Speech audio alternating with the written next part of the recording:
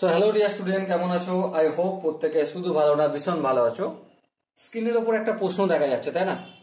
প্রশ্নটা কি বলেছে, প্রথমে আমরা মন দিয়ে সেটা পড়ে নেব, তারপর অঙ্কটা করব। দেখো, কোশ্চেনটা বলা আছে যে কোনো মূলধন একই বার্ষিক শতকরা সরল সুদের হারে 7 বছরে সুদে আসলে 7,100 টাকা এবং 4 বছরে সুদে আসলে 6,200 টাকা হলে মূলধন ও বার্ষিক শতকরা সরল সুদের হার নির্ণয় করো। দেখো, এখানে দুটো কেস আছে। প্রথম কেস হচ্ছে প্রথম ক্ষেত্র। প্রথম ক্ষেত্রে কি হয়েছে? প্রথম ক্ষেত্রে দেখো, সময় কত? 7 বছর লিখে নিলাম। আর দ্বিতীয় ক্ষেত্র, এখানে আমি দ্বিতীয় ক্ষেত্র বলে লিখলাম। দ্বিতীয় ক্ষেত্রে সময় কত? দ্বিতীয় ক্ষেত্রে সময় হচ্ছে 4 বছর। এই 4 বছর বলে লিখলাম। বেশ, আচ্ছা, প্রথম ক্ষেত্রে সুদ আর আসল সমান কত? প্রথম ক্ষেত্রে সুদ প্লাস আসল সমান কত? 7,100 টাকা। হ্যাঁ, লিখলাম। দ্বিতীয় ক্ষেত্রে সুদ প্লাস আসল, সেটা কত? দেখো, বইতে দেয়া রয়েছে, কোশ্চেনে দেয়া রয়েছে 6,200 টাকা। চলো লিখে দিলাম 6,200 টাকা। বেশ, এবারে একটা কথা বলো, নির্ণয় কি করতে হবে? এখানে আসল আমরা জানি না, তাহলে আসল সেটাকে আমরা পি দ্বারা ডিনোট করলাম। আসল সমান পি টাকা, P1 করছি। ওকে, আর এখানে আসল সেটাকে আমি P2 করছি দ্বিতীয় ক্ষেত্রে। বেশ, অসুবিধা নেই। আচ্ছা, এখানে সুদের হার জানি না, এখানে আমি সুদের হার ইকুয়াল টু কত? আর। আচ্ছা, এখানে সুদের হার আরই বলবো। কেন আর বলবো? অন্যটা R1 R2 তো বলতে পারতাম, কিন্তু বলছি আমি কি আর বলছি। কেন? কারণ কোশ্চেনে দেখো সুন্দরভাবে বলে রয়েছে কোনো মূলধন একই বার্ষিক শতকরা সরল সুদের হারে, মানে একই আসল আর একই সুদ। তার মানে এই যে আসল, এটা পি হবে, P1 হবে না। আর দ্বিতীয় ক্ষেত্রে আসল এটাও পি হবে। ঠিক আছে, কারণ একই মূলধনের বলেছে। তাহলে প্রথম ক্ষেত্র যেই মূলধন আর দ্বিতীয় ক্ষেত্র সে মূলধন। প্রথম ক্ষেত্র সুদের হার যা আর দ্বিতীয় ক্ষেত্র সুদের হার তাই। তাহলে প্রথম ক্ষেত্রের আমরা শর্তানুসারে বা সূত্রানুসারে এখানে বলবো, সূত্রানুসারে কি জানি?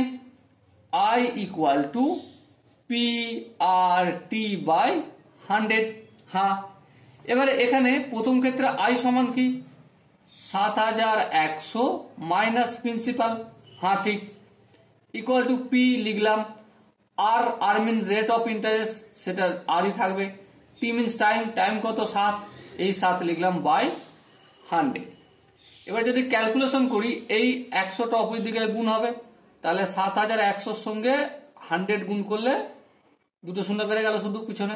আর এখানে 100P ইকুয়াল টু PR7 গুণের আকারে আছে, অপোজিট দিকে পাঠালে কি হয়ে যাবে? ভাগের আকারে। বেশ, এবারে দ্বিতীয় ক্ষেত্রে সূত্রানুসারে একই গল্প করব। হ্যাঁ, চলো গল্পটা করে নাও ফটাফট করে। I equal to PRT by 100। I কত? সুদ আসল কত রয়েছে? 6,200। তা থেকে প্রিন্সিপাল অ্যামাউন্টটা বাদ দিলেই আমরা I পেয়ে যাব। P means principal, R means rate of interest, T means time কত? এখানে 4 বছর ইন্টু 4 করলাম। আর এখানে যে 100 রয়েছে, এই 100টা অপোজিট সাইডে একটু পর পাঠাবো। অপোজিট সাইডে পাঠালে কি হয়ে যাবে? 6,200-র সাথে গুণ হয়ে যাবে, গুণ হয়ে গেলে পিছনে দুটো শূন্য বসে যাবে, মাইনাস 100-র সাথে পিটা গুণ হয়ে যাবে, তাহলে কত হবে? 100P হয়ে যাবে। আর ইকুয়াল টু PR রাখবো। এই 4টা কি আছে? গুণের আকারে, অপোজিট দিকে পাঠালে কি হয়ে যাবে? ভাগ আকারে। ওকে, তাহলে এটা হচ্ছে আমাদের 1 নম্বর সমীকরণ আর এটা আমাদের 2 নম্বর সমীকরণ। তাহলে এখানে আমরা কি লিখতে পারি, 1 ও 2 নম্বর সমীকরণ থেকে পাই, কি পাই, 7 1 1 2 3 4 4 শূন্য minus 100p divided by 7 equal to PR. হ্যাঁ, পিআর, এটাও আবার পিআর। হ্যাঁ, তাহলে এই পিআর আর এই পিআর যদি একই হয় তাহলে এটা সমান এটা বলতে পারি। হ্যাঁ, তাহলে লিখে দিই ফটাফট করে, 6 2 1 2 3 4 মাইনাস 100p বাই 4। ওকে, এবারে তো কিছু করার নেই কাজ, এবার শুধু কোনাকুনি গুণ করব। চলো করে দাও গুণ। 4 কে যদি এটা দিয়ে গুণ করি, 1 2 3 4 4 শূন্য 1 2 3 4, আচ্ছা 4 1 কে 4, 4 7 28 মাইনাস 100p কে যদি 4 দিয়ে গুণ করি 400p ইকুয়াল টু, এই 7 দিয়ে গুণ করব, প্রথমে 4 শূন্য লিখে দিয়ে 1 2 3 4, 7 দুগুণে 14, 4 হাত 1 6 7 42, 42 এর একের কত বলো, 43। চলো লিখে দিলাম। 7 কে মাইনাস 100p দিয়ে গুণ করলে 700p। এখান পর্যন্ত আই হোপ প্রত্যেকের প্রতিটা স্টেপ বোঝা গেছে। এরপর দেখো এই মাইনাস 700pটা অপোজিট দিকে নিয়ে আসলে প্লাস হয়ে যাবে। হ্যাঁ, এবার যদি প্লাস হয়ে যায় তাহলে কি ঘটনা ঘটবে, সিম্পল ঘটনা, এখানটা হয়ে যাবে 300p হয়ে যাবে, তাই না? ভেবে দেখো। আর এখানে যেটা রয়েছে একক দশক শতক হাজার অযুত লাখ নিযুত 43,40,000, এটা যেমন থাকলো 43,40,000। আর এখানে যে 28,40,000 রয়েছে অপোজিট দিকে আসলে মাইনাস হয়ে যাবে, এই মাইনাস 28,40,000 লিখলাম। বেশ, এরপর দেখো বিয়োগ টিয়োগ করবো, এই 3টে শূন্য, এই 3টে শূন্য বিয়োগ করলে 3টে শূন্য, এই 40 বিয়োগ করলে 2টো শূন্য, 8 ক 2 13, 8 9 10 11 12 13, এই 5 হলো। আচ্ছা 2 1 3, 3 ক 2 4 1। বেশ, এখানে পি রাখলাম, পি এর সঙ্গে 300 গুণের আকার আছে, অপোজিট দিকে গেলে অবভিয়াসলি ভাগের আকারে, তাহলে এই 300 ভাগ করে দিলাম। 1 2 3 1 2, আরে একটা শূন্য বেশি কেটেছি, না এটা কাটা যাবে না। এবার দেখো 3 1 কে দিন, 3 5 15, 1 2 3 1 2 3, তাহলে প্রিন্সিপাল অ্যামাউন্ট কত পেলাম আমরা, 5,000। বলো এখান পর্যন্ত কারো বুঝতে কি অসুবিধা রয়েছে? প্রিন্সিপাল অ্যামাউন্ট, এবারে প্রিন্সিপাল অ্যামাউন্ট যদি পেয়ে যাই তাহলে তো 1 নম্বর অথবা 2 নম্বর যে কোনো ইকুয়েশনে পি এর ভ্যালু পুট করব আর আনসার ফটাক করে পেয়ে যাব। চলো কি করব আমরা এখন, 1 নম্বর ইকুয়েশনেই পুট করি। ঠিক আছে, ধরো আমরা এখানে লিখে নিই যে 1 নম্বর সমীকরণে পি এর মান বসিয়ে পাই, কি পাই বলো? 1 নম্বর সমীকরণটা কি রয়েছে, 7 1 1 2 3 4টে শূন্য minus 100p divided by 7 equal to P R, এটাই তো ছিল।